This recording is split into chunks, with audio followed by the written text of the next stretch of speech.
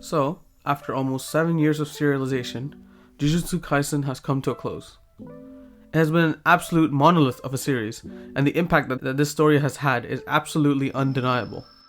In this new era of anime becoming mainstream after the pandemic, Jujutsu Kaisen has been the anime that has allowed so many newcomers to get into anime as a form of entertainment.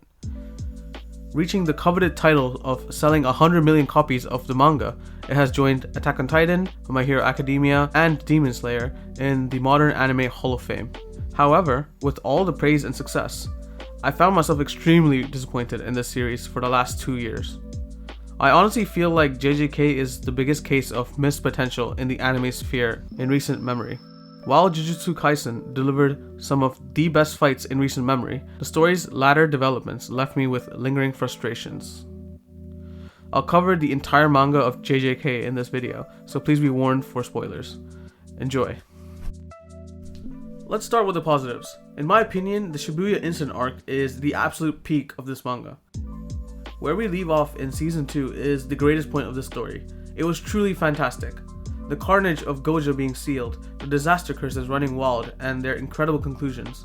15 Fingers Sukuna wrecking Shibuya, and Yuji confronting and eventually defeating Mahito. With all of these story-shaking events, we're left with more questions than ever.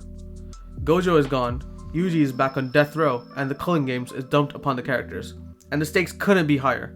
So many ways that this story could go, and I was honestly glued to the pages. Experiencing all of this weekly had me itching for more every single day as I spent my time theorizing where the story could go.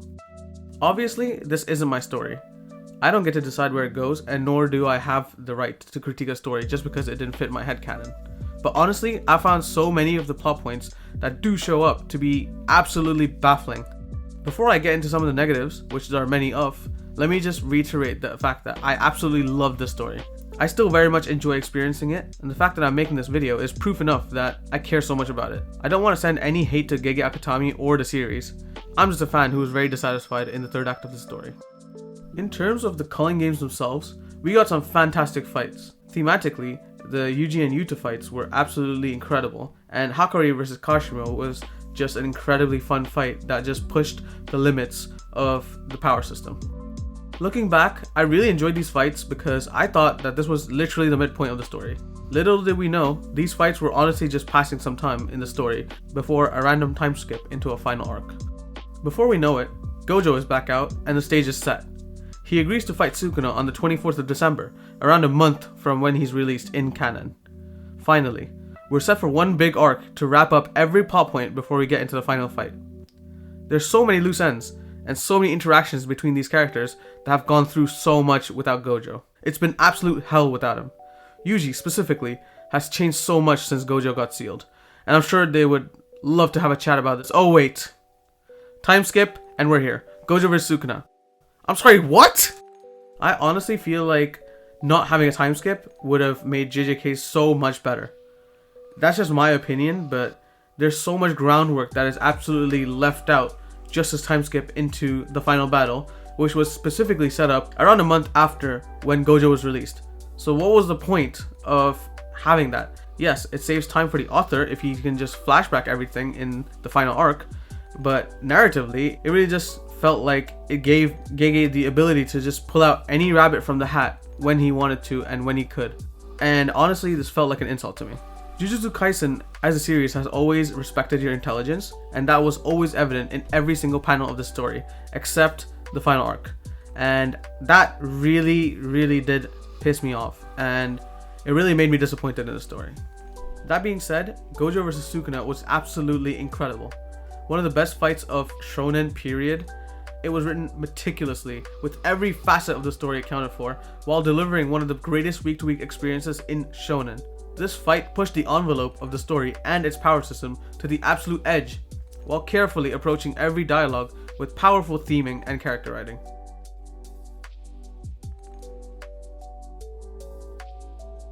In my opinion, this is easily the peak of the manga in every facet of its being. I could honestly write a whole video on this fight, and I do plan to do so in the near future, so let me move on to the next part of the story.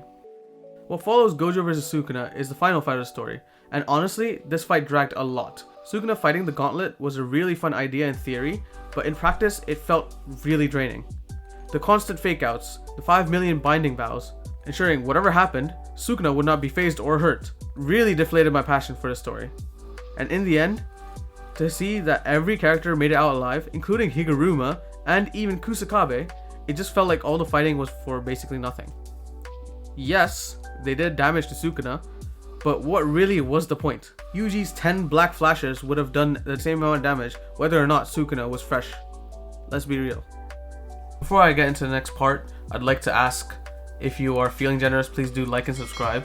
I really do appreciate it. I'm on around 250 subs. I'd love to hit 300 or 400 soon. So yeah. Megumi is genuinely one of the worst characters I've had the displeasure of experiencing.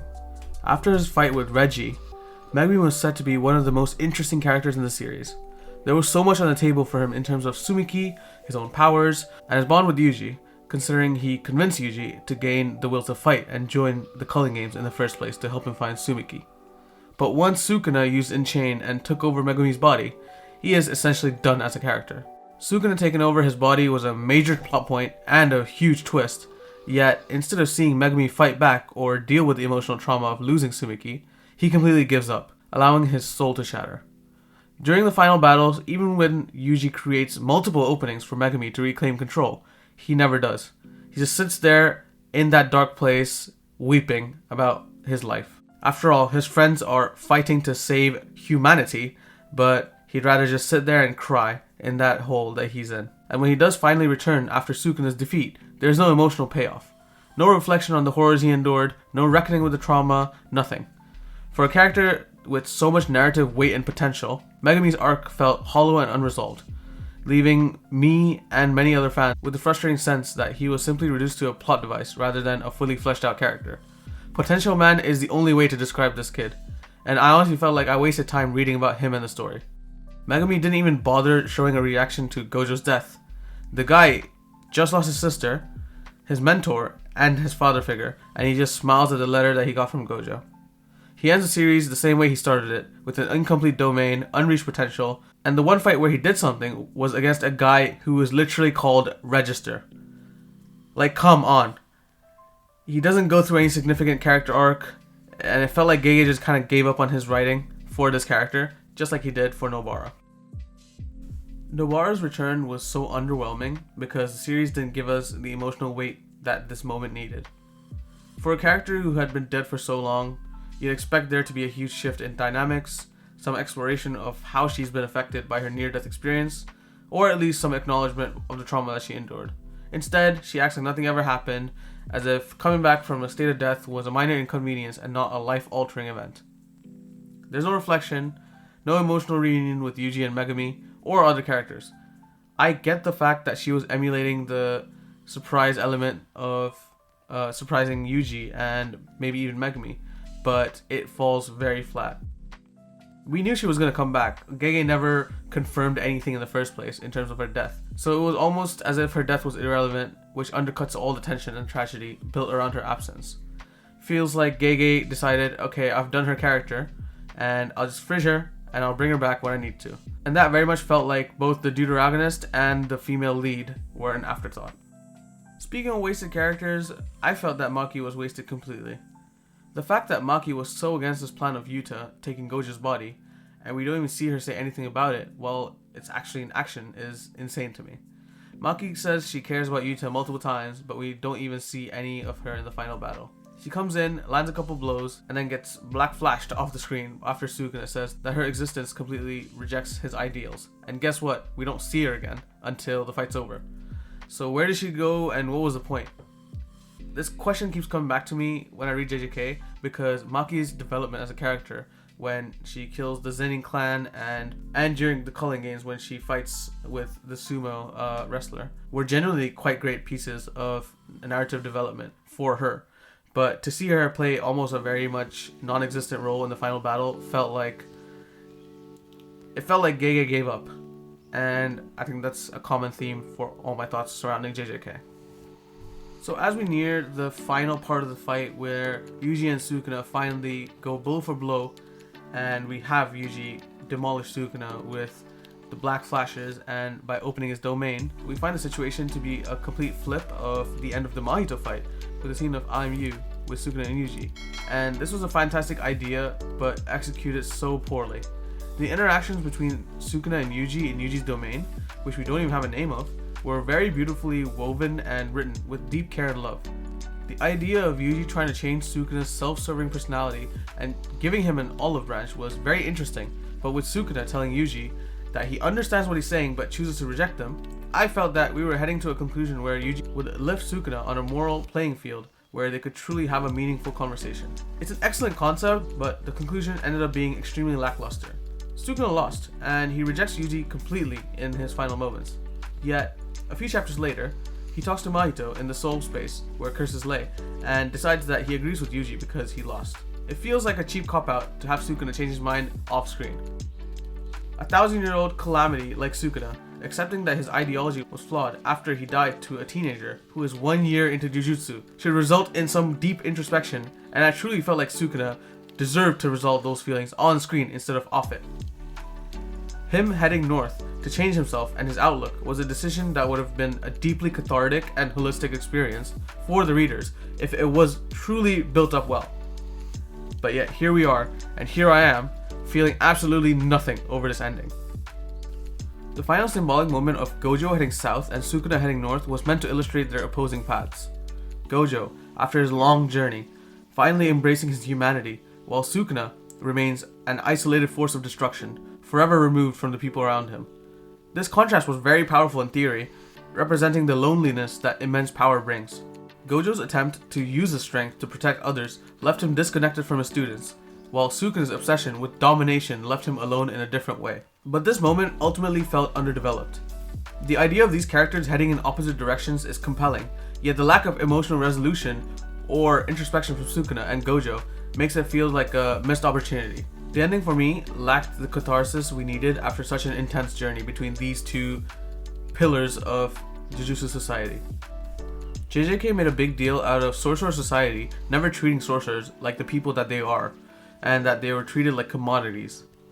Gojo always focused on trying to change that, by ensuring the higher-ups would never overpower Jujutsu High students, and by eventually killing the higher-ups to ensure that Jujutsu society changes for the better. But in the end, with 3 chapters of the story left to wrap up everything, the characters never even talk about or mention Gojo, to mourn someone that made himself a weapon for their sakes. Yes, Yuta mentions it in the moment during the Sukuna fight, but I honestly felt insulted that Yuta took over Gojo's corpse, specifically didn't mention it to Yuji to make sure that he isn't affected by it, and we don't even see a reaction from Yuji. Having Yuji say, "We'll never forget you," to Gojo in a flashback, and then proceeding to not even mention him after the fight is crazy. Stuff like this is very small in the grand scheme of things in a story, but it's these moments that give a series the heart and the emotional weight that they are meant to create.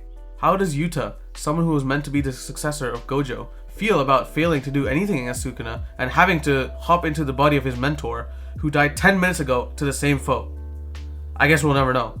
Obviously, this is all implied that they feel some type of way about it, some negative emotions, or maybe they feel bad towards the issues, but I want to see them. I care about these characters. I don't want to see some stupid, non-consequential mission in the end of the story. I don't care about New Shadow Style. Why did we waste a whole chapter on this? I don't want to see these stupid side quests at the end of the story. At the end of the day, I like JJK for the characters, and in the end, it feels like the characters never cared. While I'm here, what was the point of Kenjaku? He's thousands of years old. He does so many things to end up with the Culling games. He kills Yuki, he kills Tengen to make sure that his plan is successful. And then he gets one-shotted by Yuta. Yes, the Takaba and Kenjaku fight is generally really good, surprisingly. Especially, I felt that a lot of the audience didn't connect with Takaba versus Kenjaku, but I very much enjoyed it. I just felt like having that fight being ended by Yuta one-shotting him was just not the move. He says that his will be carried on, but Sukuna did not care. The plan itself was flawed. How could you be thousands of years old and you die like this? I just felt like that was a complete waste of time. Kenjaku had so much potential, especially being Yuji's mother, and we never even had that information revealed to Yuji, which is absolutely insane to me. I just think there's so much potential that is absolutely missed in JJK, especially with this third act. I just feel like this is one of the biggest missed potential cases in manga itself, especially modern manga. I haven't even mentioned Hakari and Uraume. I haven't even mentioned the US invasion. They invaded Japan to get cursed energy to harvest it, and that was basically for a chapter. What was the point of Kashimo? He showed up, he did 2 fights, and he was washed by Sukuna, and that was basically to answer a question that we basically already had an answer to in terms of Sukuna. I just felt like the plan itself was very flawed. Obviously, Maki and these guys debriefed in the last few chapters, but I feel like I don't care about that. You should have thought of this as an author in advance. Yes, I think it's very interesting that we do see behind the curtain of strategy after a fight, but this is not what I'm looking for in the final chapters. It feels like a lot of these characters were wasted. Gojo was desecrated and disrespected. Sukuna felt kind of one note in the end because of his conclusion.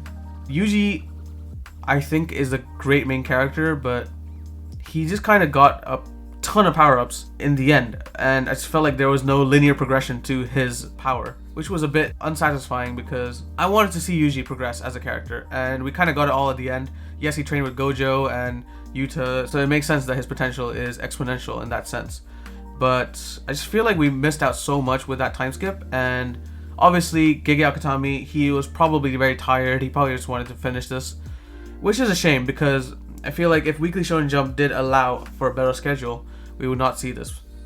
That being said, I really do appreciate Jujutsu Kaisen a lot.